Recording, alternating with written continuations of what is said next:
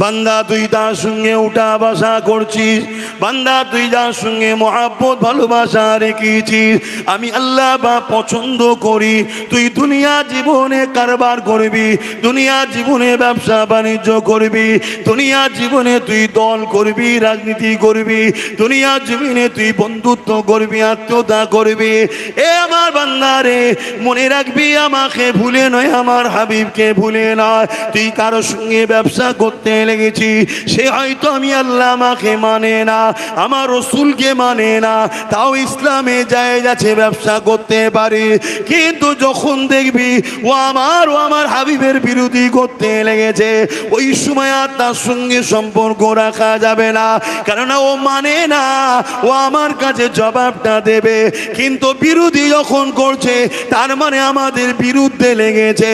যারা আমার বিরুদ্ধে, আমার হাবিবের বিরুদ্ধে লেগেছে, তার সঙ্গে কি করে তোরা উঠা বসা করতে পারি, তার সঙ্গে কি করে তোরা কারবার ব্যবসা বাণিজ্য করতে পারে?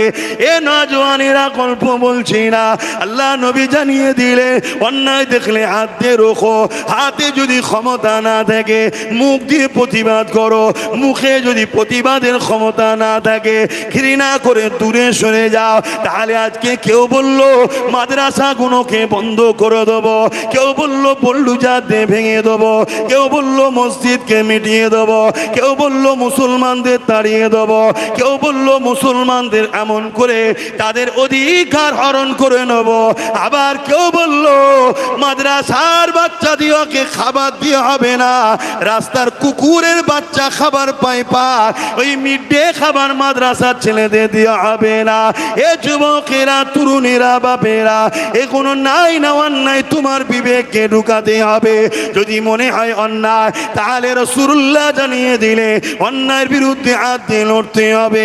হাতে যদি ক্ষমতা না থাকে মুখ দিয়ে প্রতিবাদ করতে হবে, মুখে যদি প্রতিবাদের ক্ষমতা না থাকে তাকে ঘৃণা করে সরে যেতে হবে।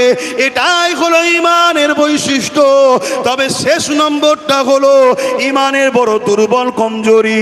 তবে আমরা দেখেছি এই বাংলার জমিনে কেউ একজন বলেছিল মাদ্রাসায় নাকি জঙ্গি তৈরি হয়। আলহামদুলিল্লাহ, সেই সময়ের মুসলমানদের ইমানের তেজ এত ছিল, তারা সঙ্গে সঙ্গে তাকে জবাবটা দিয়ে দিয়েছে যে তোমার সাথে আর আমরা না।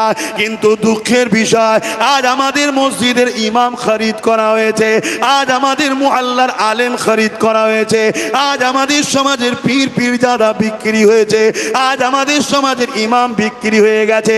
এই এত বড় বড় কথা বলা হয়, কোন এক জালিমকে আমাদের আল্লাহ বলা হচ্ছে, তারপরও সেই জালিম সন্ত্রাসদের ঘরে মুসলমান এখনো একরে ধরে রেখেছে। এ যুবকেরা, তরুণেরা, এই সমাজে এমনও কথা শোনা যায় কোন একটা ব্যক্তিকে বলে আল্লাহর অংশ, এরপরও সেই জাহান্নামীদের সঙ্গে আমার মুসলিম ছেলেরা এখনো দল করছে। বড় দুঃখ লাগে, বড় কষ্ট লাগে। কেউ এই সমাজে বলতে লেগেছে যে এমন করে দেখা যায় সব কিছু শেষ হয়ে যাবে, এমনকি কোরআনও শেষ হয়ে যাবে, আমার উন্নতি শেষ হবে না। এই জাহান্নামীর সঙ্গে এখনো মুসলমান কি করে মিশে থাকতে পারে? এটা আমাদের জন্য বড় চিন্তার বিষয়। কিন্তু এই চিন্তা আমাকে বড় কাঁদাচ্ছে, এই চিন্তা আমাকে বড় ভাবাচ্ছে। কি জন্যে ভাবাচ্ছে?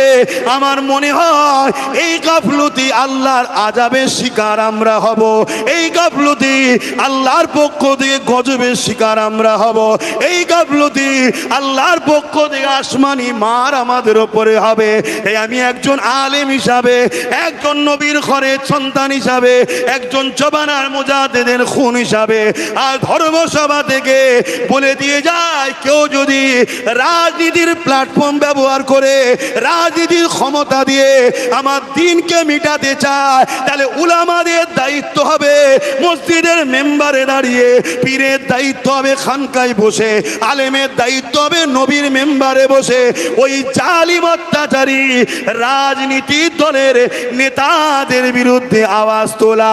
যদি আওয়াজ না তুলতে পারো রাসূলুল্লাহর কথা অনুযায়ী, তার মধ্যে ঈমান নাই। কথা বুঝে আসছে তো নাকি?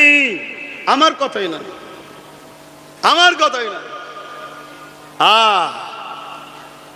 আপনারা নিশ্চয়ই জানেন কষ্ট হচ্ছে।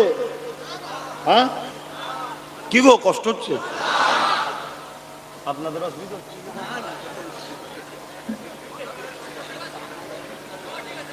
না? আমি কিছু ভুল বলছি? তোর এত বড় স্পর্ধা কে দিল? তুই আমার কোরআনের বিষয়ে কথা বলছিস? তোর এত বড় স্পর্ধা কে দিল? তুই একজনকে আল্লাহর সঙ্গে তুলনা করছিস। তুই তোর মাননেওয়ালার তুলনা করবি আর করবি, যা খুশি করবি, বলি আমার কোনো আপত্তি না। তোর এত বড় স্পর্ধা কে দিল? তুই আমার মসজিদ মাদ্রাসাকে মিটিয়ে দিবার প্ল্যান করছিস। এখানে একটা প্রশ্ন, কোন ভাই যদি মনে করে যে আপনি চোরের বিরুদ্ধে বলেন দেখেছি, ডাকাতের বিরুদ্ধে বলেন না কেন? কি গো আপনাদের কারো ধারণা আছে? একটু হ্যাঁ কি না বলেন। আরে ডাকাতকে সবাই চেনে, কিন্তু চোরকে তো চিনতে পারে না। চোর তো বন্ধু সেজে ঘুরছে। ডাকাতকে তো সবাই চেনে যে ও ডাকাত। তিনজন বন্ধু একসাথে আছে, ওর মধ্যে একজন যদি জানে লোক যে এই লোকটা পকেট মারে, ডাকাতি করে, বলুন তো ভাই রাত্রিরে আর কারো পয়সা যাবার সমস্যা আছে? কেন তিন বন্ধু যখন এক জায়গায় আছে তখন কি বলবে? ভাই যে যে বদমাইশ, যে টাকা পয়সা চুরি করে, তাকেই বলবে ভাই এই টাকাটা তুই রাখ, রাত্রিরে তাকেই দায়িত্ব দিয়ে দেবে, তাই তো নাকি? আর চুরি হবে। শুনছেন তো নাকি? কিন্তু না যদি জানা যায়, যদি মনে করে বন্ধু সব, তাহলে পকেট মার হবে না? হবে না? সকালে উঠে তিনজনই মারপিট করে মরে যাবে। ও বলবে আমি লিনি, ও বলবে আমি লিনি, আমি মারপিট হয়ে যাবে। কথা কিছু বুঝে আসছে? তো একজনকে আমি চিনি, বেঁকে বেঁকে বেঁকে বেঁকে চলছে, ছবল দিলেই শেষ, তার মানে সাপ। এই কেউ পোষো নাকি? কথা বলো, পোষো? কেউ পোষে না। কিন্তু আর একটা জিনিসকে লোক পোষে, কুকুর। কি পোষে? জোরে বলবেন তো। গৃহপালিত পশু হিসেবে লোক পোষে না? পোষে না। কিন্তু এই কুকুর যদি মেন্টালি পাগল হয়ে যায়, তাহলে জলাতঙ্ক রোগ হলে কি হবে? সাপ তো কামড়ালে এক চান্সে মরে যাবে, ও গেল। আর এ কি হলো? দোদগে মরবে, পানির পিপাসা লাগবে, পানি দেখে কাঁপবে, খাবো না, কি ছটপট করবে, ঠিক না বেডি? তাহলে আমাদের বোঝানো দরকার আছে না নাই? যে সাপকে নিয়ে বিস্তারিত বুঝাবার দরকার নেই। যাকে আপন মনে করে পুষ্য পাহারা দেবে, কুকুর যদি না ঢিলে হয় তাহলে কিন্তু বিপদ আছে। এটা সম্বন্ধে একটু বোঝানো দরকার আছে না নাই? এজন্যই বুঝাই। কারো অসুবিধা হচ্ছে? যে সবই ঠিক আছে, এত কড়া বলেন কেন? কড়া না বললে মুনাফেক লাইফ আসবে কেন? মুনাফেক গুলো ডিবেটে আসবে কেন? আজকে দেখছেন না, কোন একজনকে দিয়ে দিয়েছি জাহান্নামের কুকুর। কত মলি সাহেব দেখছেন না, লাইভ দিচ্ছে। এটা বলা ঠিক হয়েছে? যখন আল্লাহ বলেছিল তুই মলি সাহেব কোথায় ছিলিস? যখন রোজার মাসে ওই জাহান্নামের কুকুরটা গরিবের ইফতার গুলো ভেঙেছে, গরিবের ঘর গুলো ভেঙেছে, গরিবের কল ভেঙেছে, রোজার মাসে নিরীহ মুসলমানদের ঘর বাড়ি ভেঙে দিয়েছিল, রোজার মাসে নিরীহ মুসলমানদেরকে উচ্ছেদ করে দিয়েছিল, বাচ্চা ছেলেদের ঘরে এখন রোজার মাসে মেরেছিল। 2021 মনে পড়ছে, এই জাহান্নামের কুকুর যখন মুসলমানদের উপরে জুলুম করছিল, এই মুনাফেক বক্তা মৌলী সাহেব, তুই তখন কোথায় ছিলি যে জুলুমটা অন্যায় হচ্ছে? ও দালাল, ভাড়া পাও না, দালাল মৌলী সাহেব, তাই তো? ভাড়া পাও, ভাড়া। তাহলে কড়া ডোজ না দিলে এই দালাল গুলোকে চেনা যেত? এজন্য একটু কড়া দিই। কিন্তু ভুল বলেছি কি না? জাহান্নামের কুকুর বলা যাবে না। মাদ্রাসা রয়েছে এখানে, মৌলানা সাহেবরাও রয়েছে, তিরমিজি শরীফের হাদিস, ইবনে মাজাহ শরীফের হাদিস, মিশকাত শরীফও আছে। আল্লাহ নবী খারিজিতে করে জাহান্নামের কুকুর বলেছে। শুনছেন আমার কথা? আল্লাহ নবী। তাহলে আমার বিরুদ্ধে যারা কলম ধরছে, মূলত কোন জায়গায় কলমের খোঁচা মারছে বুঝতে পারছেন? হ্যাঁ, জাহান্নামের কুকুর বলেছে, ঠিক এই ভাষাটা খারিজিতে করে জাহান্নামের কুকুর। শুনছেন তো নাকি? আপনার পেস্টিজে লাগলো নাকি? বড় ভদ্র হয়ে গেছে, সেকুলার। যখন আমার মাকে গাল দিয়েছিল, বাপকে গাল দিয়েছিল, এই ভাষাটা ভালো ছিল? আমি তো ওই জাহান্নামের কুকুরকে তার বাপ তুলে মা তুলে গাল দিতে পারতাম না। ওটা আমার শোভা দেয় না, ওটা আমার দিন বলেনি। আমার দিন বলেছে যারা জুলুম করে, আমার দিন বলেছে যারা মানুষের সম্পদকে ছিনিয়ে নেয়, লুটে নেয়, মেরে নেয়, কেড়ে নেয়, এটা কুকুরের খসলত।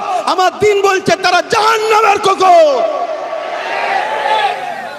এতিমের মাল খাবি, এই যে এতিমখানা, আজকে যদি প্রকৃত এতিমের ওপরে মানুষ তার জাকাতের টাকাগুলো যদি এতিমকে দিত বা এতিমখানাগুলোর পিছনের দিকে খেয়াল রাখতো, তাহলে আজকে এতিমরা গরিবী হালে জিন্দেগি কাটাতো না, এতিমরা প্রতিষ্ঠিত হয়ে যেত। এই এতিমের মাল ছেড়ে খাবি আর জাহান্নামের কুকুর বললে গায়ে লাগে? হ্যাঁ, কোরআন তো আরো বড় কথা বলেছে। এখন সব বলবো না, আরো কে কে বেরোয় একটু দেখি, তারপরে একেবারে ছিপি মুড়বো। অহংকার করছি নি, আম্মা বিনি আমাদের রব্বিকা বাহাদ্দিস, আল্লাহর কসম করে বলছি, জাত পাকের কসম করে বলছি, যার কুদরতি হাতে আব্বাস সিদ্দিকীর জান আছে, নিঃশ্বাসটা টেনেছি, বাড়ার আগে মরে যেতে পারতাম। যিনি আমাকে বার করার ক্ষমতা দিচ্ছেন তিনি হলেন আমার স্রষ্টা, আমার রব, আমার মালিক, তিনি আমার আল্লাহ। আমার অন্তরের খবরও তিনি জানেন। অবশ্যই আমার মকসদ একটাই, সবাই সবার ধর্ম করছে, সবাই সবার নিয়ে আছে, আমার কোনো আপত্তি নেই। আমার ইসলাম, আমার ধর্ম, আমার মুসলিমদের উপরে জুলুম হবে, আমি এটা মেনে নিতে পারি না। শুনছেন তো নাকি? পাশাপাশি একজন রসুলের উম্মত হিসাবে কোন ধর্মের গরিবের উপরে জুলুম হোক, ওটাকেও দেখে মেনে লিয়া যেতে পারে না। এই জন্যেই আমি লড়াই করছি, এই জন্যেই লড়াই করছি। লড়াই আজ থেকে নয়, আপনি ভাববেন না আমি আমার ভাইয়ের জন্য লড়াই করছি। আরে রেখে দিকে যে ভাই, ভাই তো অনেক দূরের কথা, আমি বাপ মার জন্য লড়াই করছি না। কেন? রাসূলুল্লাহর জন্য বাপকে কুরবানি করতে পারবো, মাকে কুরবানি করতে পারবো, কিন্তু আমার রসুলকে ছাড়তে পারবো না। এর নাম হলো ঈমান। আল্লাহু আকবার। ভাই তো অনেক দূরের বিষয়। হ্যাঁ হ্যাঁ, আমি ওর সাথে আছি, সাপোর্ট করি ওকে, কেন দরকারও আছে। লুহা না হলে লুহা কাটা। কোন ছেলেকে মিথ্যা কেস দিয়ে ভরে দিল, তাকে ছাড়াতে গেলে হুজুরের ফুঁয়ে হয় না, ওখানে ওকে লাগবে।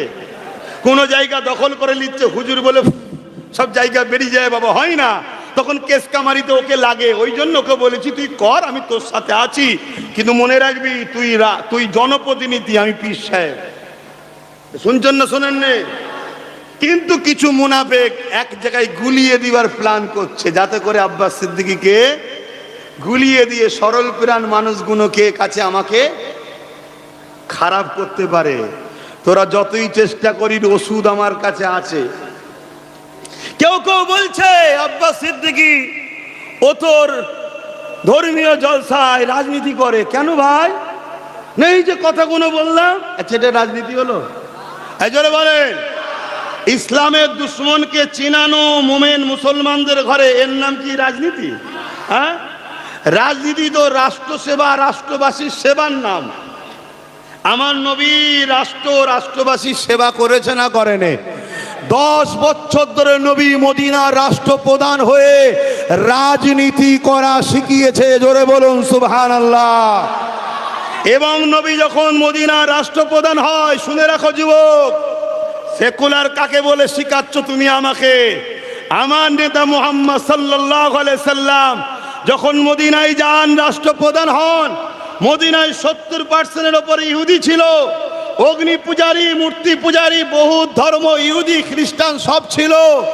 ওই সময় আমার নবী সর্বদলের নেতাদের ঘরে ডেকে বলল, এইভাবে নিজেরা যদি লুটপাটপিট করো, জীবনে বড় হতে পারবে না।